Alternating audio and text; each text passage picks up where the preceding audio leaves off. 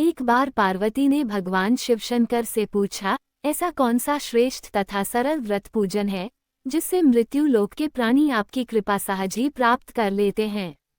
उत्तर में शिवजी ने पार्वती को शिवरात्रि के व्रत का विधान बताकर यह कथा सुनाई। एक गांव में एक शिकारी रहता था। पशुओं की हत्या करके वह अपने कुटुंब को पालता था। वह एक साहूकार का ऋणी था, लेकिन उसका ऋण समय पर न चुका सका। क्रोधवश साहूकार ने शिकारी को शिवमठ में बंदी बना लिया। संयोग से उस दिन शिवरात्रि थी। शिकारी ध्यानमग्न होकर शिव संबंधी धार्मिक बातें सुनता रहा। चतुर्दशी को उसने शिवरात्रि की कथा भी सुनी। संध्या होते ही साहूकार ने उसे अपने पास बुलाया और ऋण चुकाने के विषय में बात की। शिकारी अगले दिन सारा ऋण लौटा देने का वचन देकर बंधन से छूट गया। अपनी दिनचर्या की भांति वह जंगल में शिकार के लिए निकला, लेकिन दिन भर बंदीगृह में रहने के कारण भूख प्यास से व्याकुल था। शिकार करने के लिए वह एक तालाब के किनारे बेल वृक्ष पर पड़ाव बनाने लगा। बेल वृक्ष के नीचे शिवलिंग था जो बिल्वपत्रों से ढका हुआ था। शिकारी को उसका पता न चला। पड़ाव बनाते समय उसने जो टहनियां तोड़ी वे संयोग से शिवलिंग पर गिरी।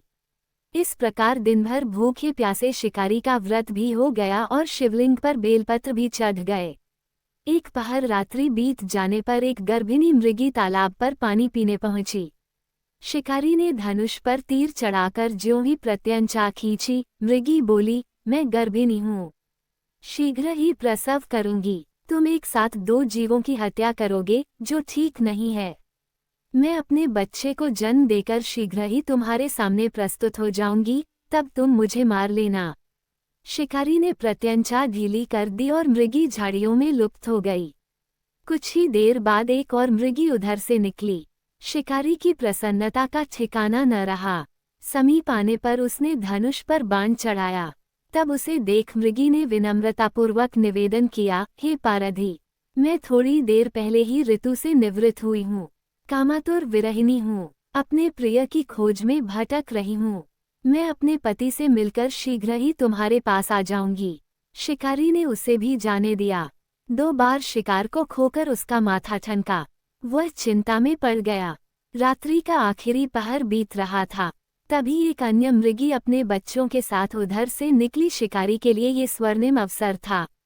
उसने धनुष पर तीर चढ़ाने में देर न लगाई। वह तीर छोड़ने ही वाला था कि मृगी बोली, हे पारधी, मैं इन बच्चों को पिता के हवाले करके लौटाऊंगी।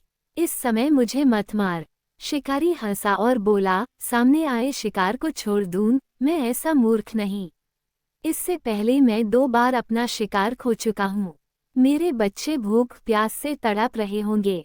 उत्तर में मृगी ने फिर कहा, जैसे तुम्हें अपने बच्चों की ममता सता रही है, ठीक वैसे ही मुझे भी, इसलिए सिर्फ बच्चों के नाम पर मैं थोड़ी देर के लिए जीवनदान मांग रही हूँ। हे पारधी, मेरा विश्वास कर, मैं इन्हें इनके पिता के पास छोड़कर तुरंत लौटने की प्रतिज्ञा करती हूँ। मृगी का दीन स्वर सुनकर शिकारी को उस पर दया आ गई। उसने उस मृगी को भी जाने दिया। शिकार के अभाव में बेलवृक्ष पर बैठा शिकारी बेलपत्र तोड़ तोड़कर नीचे फेंकता जा रहा था। पाँव फटने को हुई तो एक हष्टपुष्ट मृग उसी रास्ते पर आया। शिकारी ने सोच लिया कि इसका शिकार वह अवश्य करेगा। शिकारी की तनी प्रत्यंचा देखकर मृग विनीत स्वर में बोला, हे पारधी भाई, यदि तुमने मुझसे पूर्व आने वाली 3 मृगियों तथा छोटे छोटे बच्चों को मार डाला है तो मुझे भी मारने में विलंब न करो, ताकि उनके वियोग में मुझे एक क्षण भी दुख न सहना पड़े। मैं उन मृगियों का पति हूँ। यदि तुमने उन्हें जीवनदान दिया है तो मुझे भी कुछ क्षण जीवनदान देने की कृपा करो। मैं उनसे मिलकर तुम्हारे सामने उपस्थित हो जाऊंगा। मृग की बात सुनते ही शिकारी के सामने पूरी रात का घटना चक्र घूम गया। उसने सारी कथा मृग को सुना दी। तब मृग ने कहा, मेरी 3 पत्नियां जिस प्रकार प्रतिज्ञाबद्ध होकर गई हैं, मेरी मृत्यु से अपने धर्म का पालन नहीं कर पाएंगी। अतः जैसे तुमने उन्हें विश्वासपात्र मानकर छोड़ा है, वैसे ही मुझे भी जाने दो। मैं उन सबके साथ तुम्हारे सामने शीघ्र ही उपस्थित होता हूँ। उपवास, रात्रि जागरण तथा शिवलिंग पर बेलपत्र चढ़ाने से शिकारी का हिंसक हृदय निर्मल हो गया था। उसमें भगवद शक्ति का वास हो गया था। धनुष तथा बाण उसके हाथ से सहज ही छूट गए। भगवान शिव की अनुकंपा से उसका हिंसक हृदय कारुणिक भावों से भर गया। वो अपने अतीत के कर्मों को याद करके पश्चाताप की ज्वाला में जलने लगा। थोड़ी ही देर बाद मृग सपरिवार शिकारी के समक्ष उपस्थित हो गया ताकि वो उनका शिकार कर सके, किंतु जंगली पशुओं की ऐसी सत्यता, सात्विकता एवं सामूहिक प्रेम भावना देखकर शिकारी को बड़ी ग्लानि हुई। उसके नेत्रों से आंसुओं की झड़ी लग गई। उस मृग परिवार को न मारकर शिकारी ने अपने कठोर हृदय को जीव हिंसा से हटा सदा के लिए कोमल एवं दयालु बना लिया। देवलोक से समस्त देव समाज भी इस घटना को देख रहा था। घटना की परिणति होते ही देवी देवताओं ने पुष्प वर्षा की। तब शिकारी तथा मृग परिवार मोक्ष को प्राप्त हुए।